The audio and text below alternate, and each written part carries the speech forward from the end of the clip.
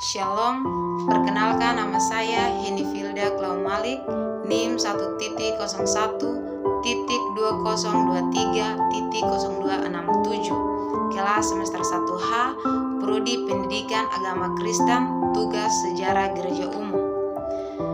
Pada kesempatan ini, saya akan memperjelaskan tentang pemahaman periodisasi sejarah gereja umum.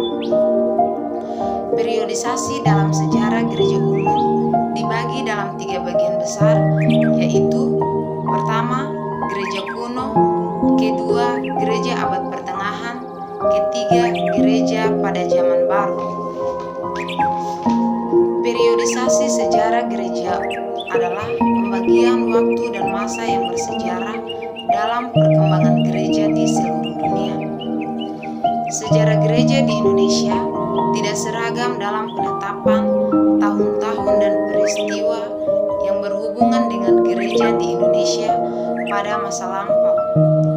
Periodisasi sejarah gereja umum dapat dilihat pada tahun dan peristiwa yang terjadi seperti berikut ini.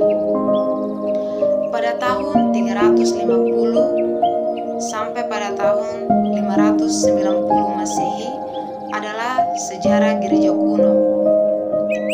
Pada tahun 590 sampai 1492 tahun 1517 Masehi adalah sejarah gereja abad pertengahan.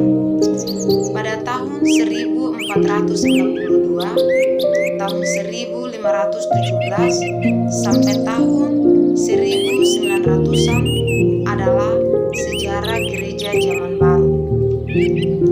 Adapun tokoh-tokoh PI di Eropa yaitu sebagai berikut.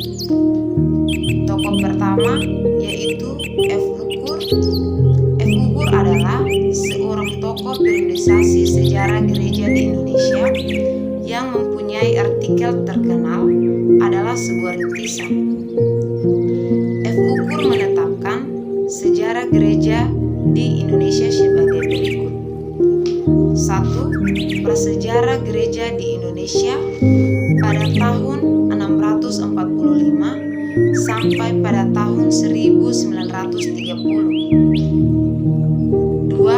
Sejarah gereja di Indonesia pada tahun 1930 sampai sekarang atau masa kini.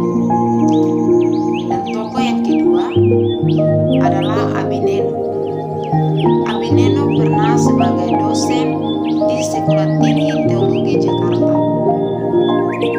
Lahir pada tahun 1917 dan wafat pada tahun 1955. Abineno adalah seorang pendeta dari Gereja Masihi Injil di Timur atau disingkat DIMIT dengan latar belakang Calvinis. Beliau adalah seorang tokoh yang berasal dari Kupang NTT. Beliau juga adalah salah satu pendiri yang Yamuger dan menjelaskan tentang hubungan antara manusia dengan Allah. Dan yang ketiga, tokoh yang ketiga, T.H. van den Ende adalah seorang tokoh sejarah gereja yang mengibaratkan gereja sebagai pohon yang tumbuh dari tunas yang kecil dan akhirnya menjadi batang yang besar